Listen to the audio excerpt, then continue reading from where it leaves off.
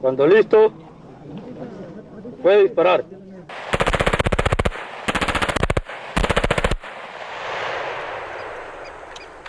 Cuando el enemigo que se enfrenta solo sabe disparar bala, es muy difícil que con razones podamos entonces convencerlos, hacernos entrar a razón. El hecho de que esté en la dirección política no me implica ser amigo hoy de la salida militar. ¿Por qué no? Si hemos intentado salir civilizadamente, si nos hemos arrodillado todo el país y la guerra no ha disminuido.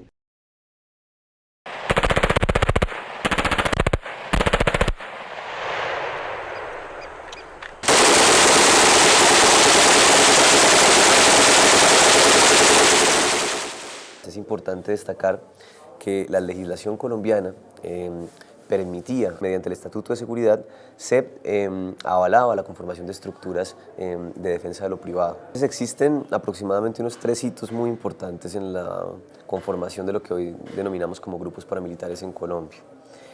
El primero y más directo tiene que ver con los años 80 directamente, lo que ocurriría del 78 para adelante, con el nacimiento del MAS. A principios de los años 80, los guerrilleros del M-19 secuestran a Marta Nieves Ochoa, hija de Fabio Ochoa. El secuestro desata la ira de los narcotraficantes, quienes crean el grupo MAS, Muerte a Secuestradores. En los días siguientes, el MAS asesinó 100 personas y tomó como rehenes a las cabezas del M-19 en Medellín. Para muchos este es el nacimiento del paramilitarismo. Y vamos a hacer un solo ejército, muchachos. Las autodefensas desde el Putumayo hasta la Guajira. Desde Tumaco, las autodefensas hasta el Arauca hoy, bajo una sola bandera. Las autodefensas unidas de Colombia por Colombia. ¿Está bien? El MAS va a surgir entonces posterior al secuestro de Marta Nieves Ochoa a manos del M-19. Este primer hito fundador es muy importante porque sería precisamente tal vez una de las guerrillas más conscientes a nivel social y político la que va a terminar desencadenando el nacimiento de las primeras estructuras paramilitares. Ya uno es víctima y comienza a convertirse en víctima de esas personas y de pronto, como decimos, en objetivo militar. Es una autodefensa que se creó con el objetivo de defender los intereses de esta comunidad que en un momento determinado se vio atacada por la guerrilla que se había tomado prácticamente la Sierra Nevada de Santa Marta. Y el campesino se defendió. Es así como se va por primera ocasión a generar esta bizarra alianza entre narcotráfico, política, en pro de generar una estructura que protegiera a aquellas personas que en ese momento eran de alguna manera víctimas de los grupos guerrilleros que habían en el país, que eran muchos para esa época. ¡Vamos, compañeros guerrilleros! ¡Ánimo con esos fusiles! ¡Arriba!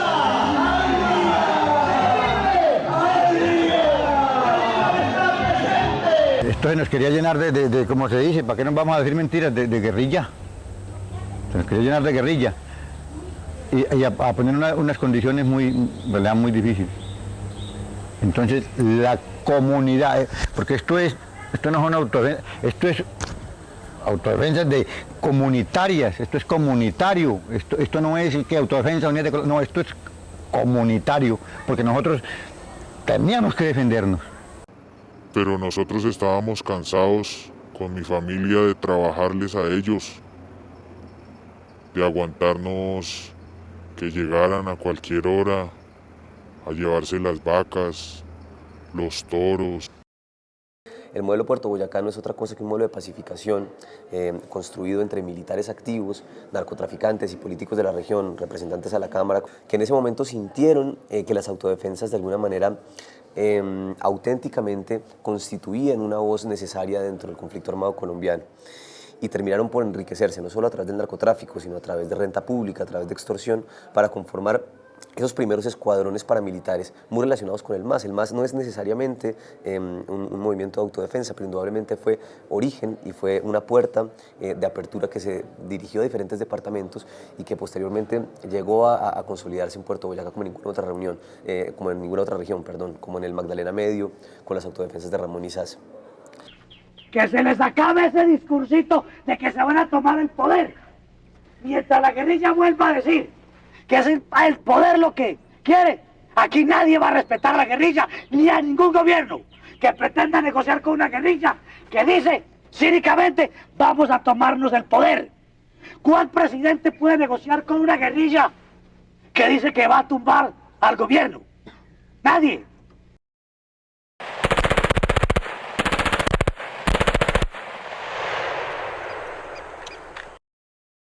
El siguiente hito fundador tiene que ver directamente con lo que va a ocurrir en el 97. Esto es que vamos a pasar de tener unas autodefensas campesinas interesadas sencillamente en replegarse en los terrenos a unas autodefensas comandadas por los hermanos Castaño y una fuerza gigantesca de dinero en narcotráfico y de las empresas privadas que venía de Urabá, que va a constituirse una suerte de segundo modelo, y es lo que vamos a denominar nosotros como las ACU, las autodefensas campesinas de Córdoba y Urabá. Yo soy un convencido de la importancia de disminuir el narcotráfico como premisa para que el conflicto comience a apagarse. En ese orden es que yo he venido advirtiéndole a los narcotraficantes que busquen por la salida negociada, por el sometimiento a la justicia norteamericana o colombiana, la que los solicite, y es un gran aporte a la paz y evitan que la autodefensa en cualquier momento tenga que emprenderla contra ellos. Desde el primero de sus días las autodefensas tuvieron una relación con el narcotráfico que se potencializó con la incidencia de los hermanos Castaño adentro y con la constitución de las autodefensas en el 97. Pero nosotros lo único que queríamos hacer era controlar el negocio. En esa zona se cultiva coca y nosotros cobrábamos el gramaje. Ese negocio se lo quitamos a la guerrilla. Con eso nos manteníamos, porque cuando el patrón se declaró con demencia senil, no fue capaz de reconocernos.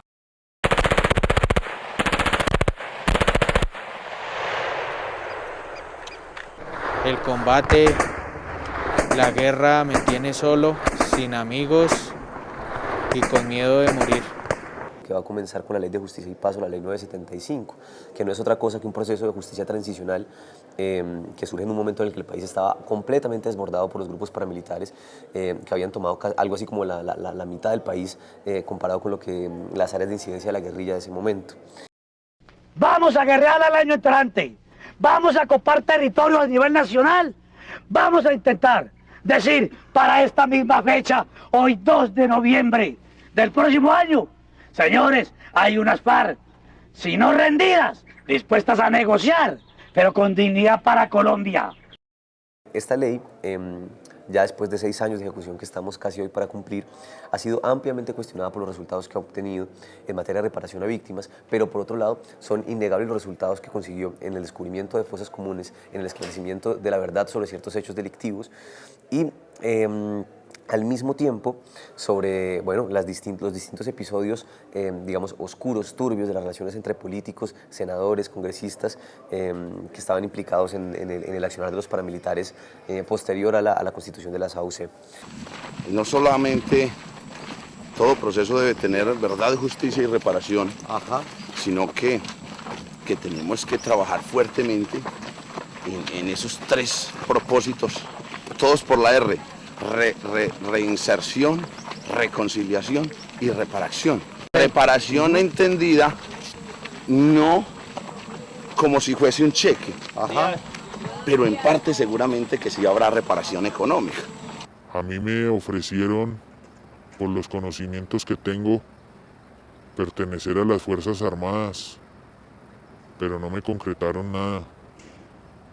Y prácticamente estoy solo viviendo de un sueldo que el gobierno nos da y a veces pasan meses y no.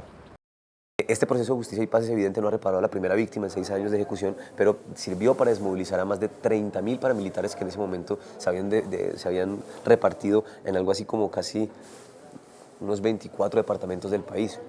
Entonces es indudable que hay unos resultados positivos de esa ley de justicia y paz y hay unos resultados negativos. En la mitad están las víctimas que con la extradición de los jefes paramilitares, tanto en el 2008 como en el 2009, pues vieron lacerados sus derechos evidentemente y bueno, en ese punto estamos un poco, ¿no? Desde luego lo estamos pidiendo, estamos invitando a la guerrilla y desde hoy le digo, en nombre de la totalidad de las fuerzas antisubversivas civiles agrupadas en las Autodefensas Unidas de Colombia, que en el momento en que determinen un cese nacional de hostilidades, damos nuestra palabra ¿Qué haremos lo próximo?